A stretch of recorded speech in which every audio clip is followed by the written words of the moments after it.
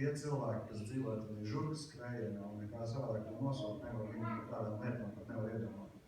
Normāls vīriešu cilvēks ceļās 4:30 naktī, tāpēc, ka viņš tādā veidā atrisina divas lietas. Pirmkārt, viņš tiek līdz darbam bez sastrēgumiem, otrkārt, viņa cerības dabūt bezmaksas stāvvietu.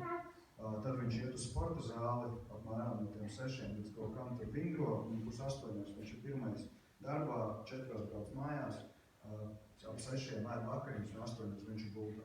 Un ja jūs šādu cilvēku uzrunāsiet un teiksiet, klausies, ir baigi incidentā štēles attiekamies, aprunāsimies, viņš jums skatīsies apmēram ko slimsies, 1 stundu viņa dzīves dienā ir 80% no visa brīvā laika, kas viņam ir. Jā, brīvdienās viņiem tas čurūdens augsts nav, viņiem ir procentu no iekšā. Viņiem ir laivas, viņiem ir ūdens mači, viņiem ir kvadrocikli, viņiem ir tie gigantiskie traileri, tas viss ir leasingā, un tādā veidā tas ritens nekad dzīvē nebeidzās. Viņi it kā ļoti kvalitatīvi atpūšās, ļoti daudz medī, makšķerē, nezinu, brauc uz slēdu, nodarbojās ar visu to, ko reklāmas rullīšos, bet tas nekas nepieder viņiem. Un visvairāk viņiem nepieder tieši laiks.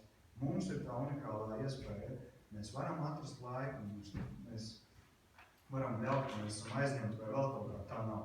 Tā nav, mēs kafijojam pa pusstundai brokastīs, pusdienojam stundu dienā, mierīgi kļūkstam to telefonu 8 minūtes no lietas, un jau aizmirsām, ar ko iesākām, bet joprojām aktīvi sarunājamies. Tā ir mūsu realitāte. Un šī realitāte ir jāizmanto. Šeit ātri jāmācās peldēt, un tad, kad mēs esam sapratuši, kā to dara, mums ir jāiekaro kā vēl raukajā.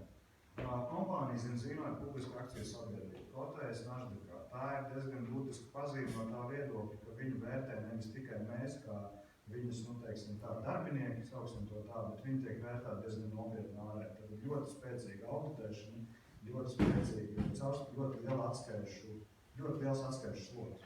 Šis atskaišu sloks ir tas, kas liek kompānijai strādāt ātri, strādāt operatīvi un domāt. Kompānijai 10 pilni gadi. Pirmo 7 gadu laikā viņi iekaroja visas 5 savas Skandināvijas valstis. Viņas ir 6, tur vēl tās Foreļas valsts, viņas tās pārās valsts, bet realitātē viņiem vajadzēja 7 gadus, lai tiktu galā ar savu mājas tirgu. Nākamajos 2 gados nāca klāt visi 3 Baltijas valstis. 10. savā darbības gadā uzreiz pēc Latvijas. Latvija bija pēdējā no Skandināvijas, Baltijas bloku valstīm, kur atvēra, uzreiz pēc mums atvēra Ameriku. Es pie sevi iekšā vienmēr ņirdzu, viņi vispirms saprata, ka viņi var tikt galā ar mūsu mentalitāti, jo tagad saprata, ja jau latvieši Latvijā strādā, tad Amerikā tas taču aizies. Bet vienkārši kompānija brieda līdz tam posmam, ka viņi ir gatavi. Pēc Amerikas nāk vaļā Nīderlanda, Polija, Kanāda, 1. janvārī nāk vaļā Vācija. Līdz 20. gadam būs vairāk kā 20 valstis. Neviens no mums nav ierobežots ne ar kafiju, ne ar balansu produktu, ne ar līdzšeiku strādāt nevienā no šiem tirgiem. Tad tas, ko mēs varam darīt, un tas, kas ir mūsu mazais pienākums, ir mācīties ātri šeit savā valodā, savā vidē un ātri eksportēt savas zināšanas.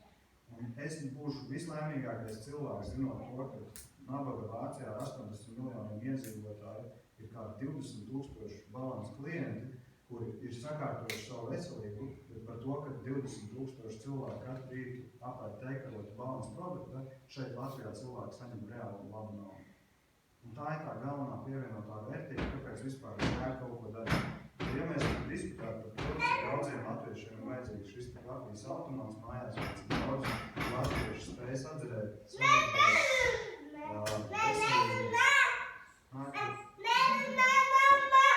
veselīgi dzīvesveidu būtību, te vienmēr var runāt, vienam darbu, vienam plaisu, otram meitiņu vai tālāk.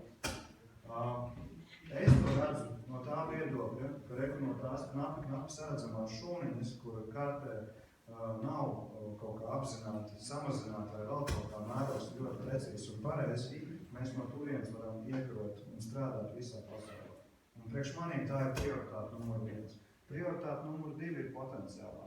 Kafiju 600 gadus dzēra un 600 gadus dzers. Tas nav kaut kāds jauns, inovatīvs enerģijas dzēriens, ar kur tagad jaunieši ies uz klubiņu un no rīta jutīsies baigi ok, un tāpat laikā visu nakti riktīgi balējušies, ja vai kaut kas tam līdzīgi. Tā nav kaut kāda, nezinu, burvju kafija, kuru liks jūsu bērniem, es nezinu, staigāt ar spīdīgām acīm pa māju, un tīrīsim, tagad priekšņi drēbes plauktos paši no sevis, vai kaut kas tam līdzīgs. Tā ir vienkārši kvalitatīva manta. Kafija ir produkts, kas izraisa atkarību. 90% pieauguši cilvēki dzer kafiju, 40% no šiem 90 ir totāli atkarīgi. Pamēģiniet viņam no rīta neiedot šo kafijas tasīti, viņš nestrādā. Viņš ir nervos, viņš ir psihiks, principā viņš ir disfunkcijā. Ja mums šiem cilvēkiem iedosim kvalitatīvu mantu, viņi būs musējos visu laiku. Kādreiz arī, kad man stāstīja to biznesu, es nedzeru kafiju. Es dzeru to pulveri 3-1, jo tas bija vienīgais, no kā man negriez kuņģi čokurā. Es teikšu ļoti vienkārši, man ir ļoti vairs pēdiņš, es izdzeru nepareizu kafiju, 2 minūtes un durvis ar to puisīti ir manā rīcībā. Es vienmēr esmu ņirdzis, kad man kāds prasa tev statikā paņem kafiju, es saku, var paņem, bet tad nebraucam projām.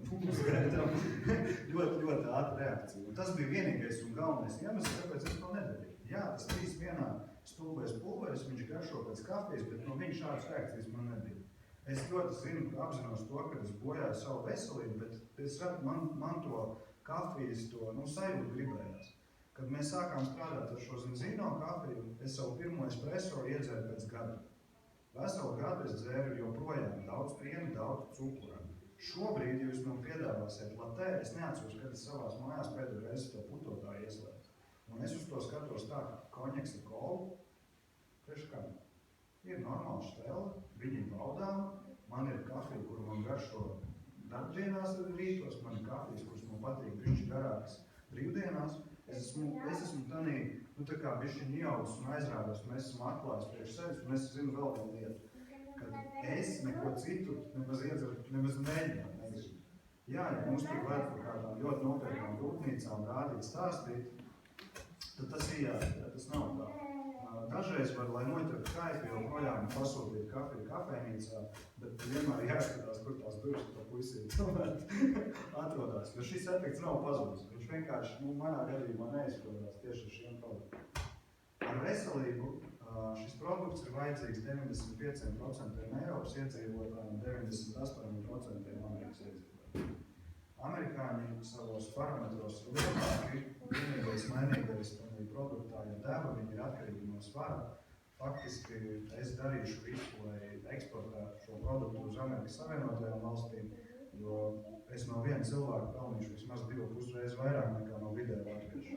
Tad pie tieši tikpat liela ieguldīta darba man ir 2,5 reizes lielāka peļņa. Mareks teica, es mīlu skaitus, līdz to es visas lietas tā arī vērtēju sev riņķi un apkārtē. Bet tas tā ir. Ja mēs paskatāmies uz modernu attīstīto Eiropu, situācija sāk palikt sliktāk nekā Amerikas Savienotajās valstīs. Nīderlanda, Vācija, viņu uzturs ir pilnībā sačakarēts. Skandināvi, tas man bija pilnīgs šoks, bet viņi ir numur 1 pasaulē ar astmas bērniem, numur 1. Numur 2 ir Austrālija, kas mums no malas vienmēr, vai otrādi, Austrālija 1 un Skandināvi. Mums liekas, ka tās ir tie veselīgākie kontinenti. Viņi jau toču zina, ko es tas mēs tam nabaga sūdi kāpos visu mūžus un dzīvi. Bet realitātē tas fast foods ir tā pārtikas industrializācija ir uzņēmusi tāds apgriezienus, kad mums ļoti konkrēti indē. Mēs ar šo savu 12-1 vēl varēsim izdzīvot, bet mūsu bērni ne. Sūdēnie kāpos, kas viņi lēt. Tas ir ļoti lēts izvēja materiāls, kartupeļs un kāpos. Principā šīs divas lietas ir tās, kas ļauj mums izdzīvot. Ja mums šo divus produktus atņems, mēs nosprāksim ļoti ātri. Viņi ir visur. Jūs paskaties apkārt uz jebkuru ēdienu kartu. Jā, ir divas lietas. Un trešā lieta ir maltā gaļa. Es zinu, kāpēc maltā. Tāpēc, ka viņā vairs nav gaļas. Bet, principā, tu vari ieprasēt ar jebko, ja viss strādā. Aizēj uz jebkuru mājas kafejnīcu saucumu un dienas piedāvājumā ir visu no maltās gaļas. No kuras puses skaties, un nav citu variantu. Kāpēc? Tā ir? Tā ir. 50. Nav 50, jo viss ir gulaši un ragu un kā tu viņus tur pildīt ir pipari un tīteņi un visam ir viena sākuma. Gulašā diezgan grūti uz maltā. Es neiedziļinos tanīs lietās. Es vienkārši vienmēr arī tā uzmetu acu. Labi. Jā, kotletīna šitāda, kotletīna tāda. Mana vecāmāte padomu laikos strādāja armijas sanatorā Lielupē, un tur arī bija tāda ēdienu karta, kurā nezinu, kurš strādāja pie nosaukuma izgudrošanas, bet tur bija, kā tagad atceros, ka Ļeta raketis. Es vienmēr smējos, tas ir kāds Ļelipaļiķela. Kaut uz to pusi. Principā, tāds riktīgs zarnu tīrītājs droši vien. Līdz šeit. Kaut kas uz to pusi. Pieprasījums ir, produkti ir kvalitatīvi, problēma ir mūsu galvās. Ja mēs sākam analizēt, kam viņu vajag, cik daudz viņu vajag, vai es to varēšu, un mēs pretī vienmēr jautājam, vai jums labāks varēšu? Un godīgi apstājieties uz sekundi, aizveriet acis, nofotografējiet to darbu vai to lietu, ar ko jūs šobrīd nodarbojaties. Ja jūs būtu patiesi laimīgi, jūs tur nesēdētu otrdienas 7 vakarā. Tā ir ļoti precīza atbilde, kāpēc mēs meklējam. Tāpēc, ka mēs katrs esam kaut kādā dzīves posmā nonākuši kaut kādā darbā, bet viņš vispār nav saistīts ne ar to, kā mēs bijām sevi iztēlojušies, ne ar mūsu izglītību. Tā sanāca. Šitie mani paņēma darbā, tā arī paņēma. Man pašam, piemēram, ir puķinieku vēsturi, mani vecāki ir audzējuši krizantējumus, audzējuši tulpes, potējuši ābeles, līdz rožu potēšanai netikām. Sākām ar ziedu vairumtirdzniecību, Latvijā nodarboties ļoti nopietni. Es 18 gadu vecumā apzvērēju savu labākajam draugam un mēs viens otram, ka mēs nekad dzīvē nenodarbosimies ar ziediem, redzot to, kas notiek, tādā biznesa aizkulisēs. Aizsūtīju savu CV un pēc ziediem nonācu uzkopšanas biznesā. Es pirmos pusgadu vienkārši izraudāju nācu mājās, tāpēc, ka ja man darbs mums tam bija saistīts ar grozēm, ar meitenēm, visas tās floristas, viņām ir tik daudz problēmas, ja? Vispār sievietēm īpašas attieksme ar problēmām, diezgan regulāri. Viņas rodās tur, kur viņām nevajadzētu būt. Bet tā visa man pēkšņi brīdi tīrīšana, kaut kāda ķīmija un tā tālāk. Šoks bija liels, bet ziniet, katrā jomā ir kaut kāda savu zinātne, savus know-how, un jo vairāk tu sāc to darīt, jo tas vairāk tevi aizrauga un interesē. Man ar veselīgu dzīvesveidu līdz šim bijis tikai viens sakars, ar ko saslimu, ar to arī ārstējies.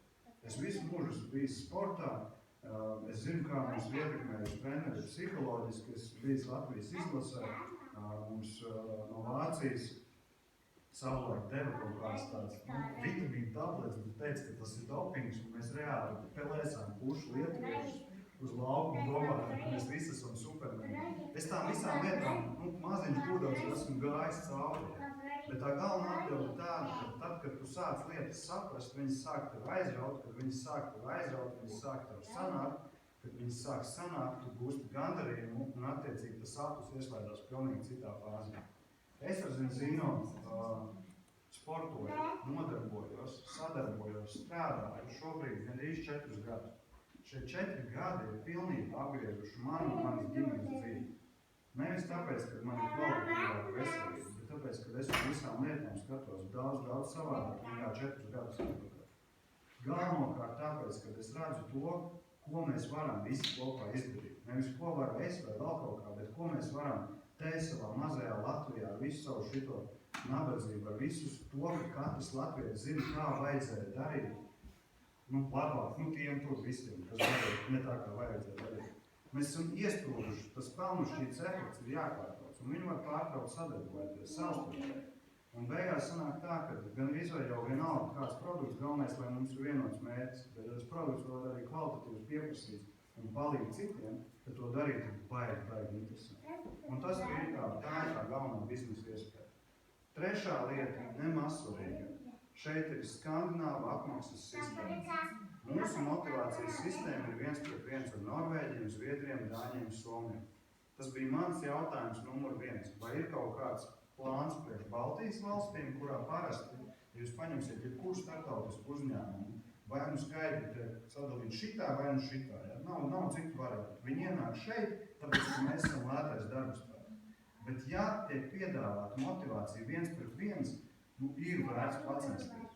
Jo vienkārši no praktiskā viedokļa, jūs neatradīsiet Norvēģi, kurš dēļ 300 vai 200 eiro mēnesī vispār ir gatavs no mājas iziet. Viņam tas 100 gadu nav vajadzīgs. Ja mēs esam sačakarējuši savu darbu tirgu ar to, ka mēs, tur ir tie visi maznodrošinātie, pabalsti un vēl visādas lietas, ka cilvēkam beigās ir izdevīgāk nestrādāt Nemaz nekā.